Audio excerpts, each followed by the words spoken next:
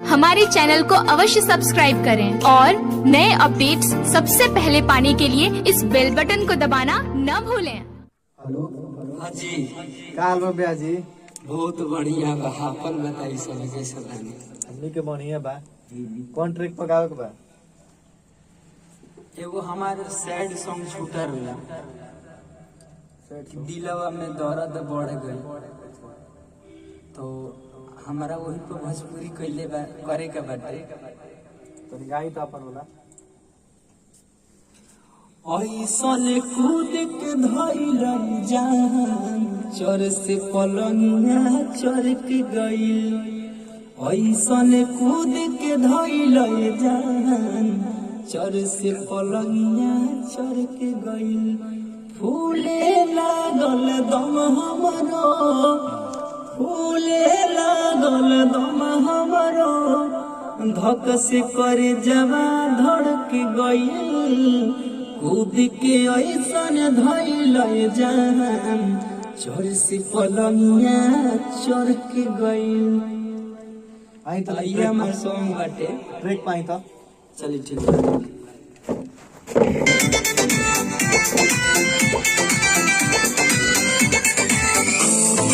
ऐसन धइल जान, पलंगिया चरक गइल।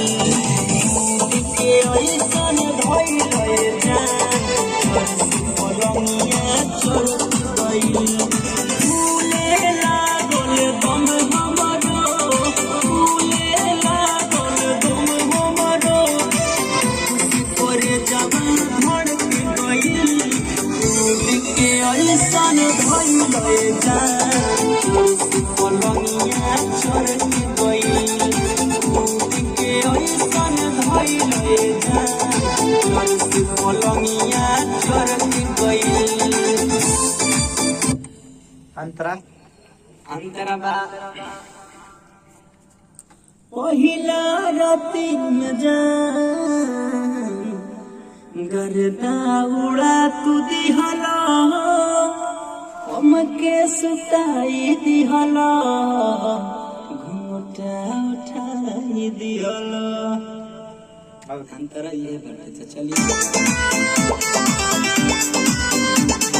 पहिले राती में जान, गर्दा उड़ा तू दिहला, घूंघटा उठाई दिहला, हमके सुताई दिहला।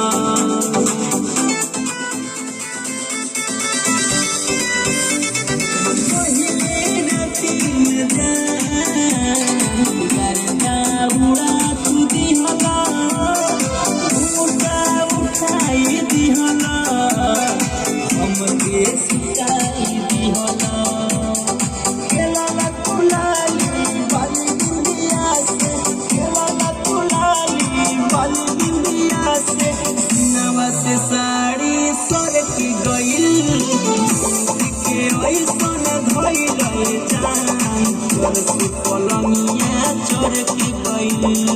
फूले लागल दम हमरो, फूले लागल दम हमरो, धक से करे जवा धड़क गइल। कूद के ऐसन धइल जान, चोर से पलंगिया चरक गइल।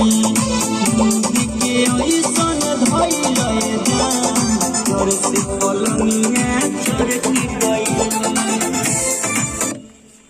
आगे वाला मनलो नहीं बात, राहुल सनी तिवारी, कैला बारियारी, नथिया दिहला उतारी। लास्ट अंतरा हमारा ये और आज बढ़िया से आइए है, बढ़िया से एकदम रंग बनाइए उसमें।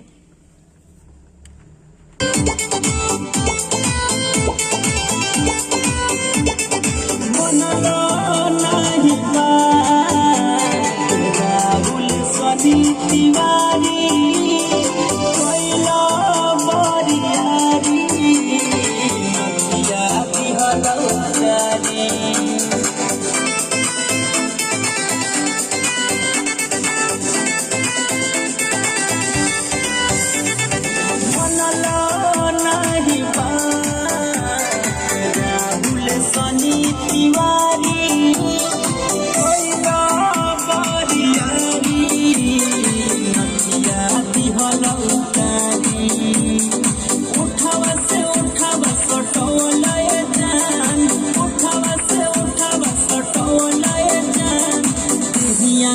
सूती भड़क गईल के ऐसन भइल जान चरती पलंगिया चरती गईल फूले लागल दम हमरो फूले लागल दम हमरो हक से करे जबा धड़क गईल के ऐसन भइल जान चरती पलंगिया चरती गईल के ऐसन भइल जान चरती पलंगिया चरती गईल।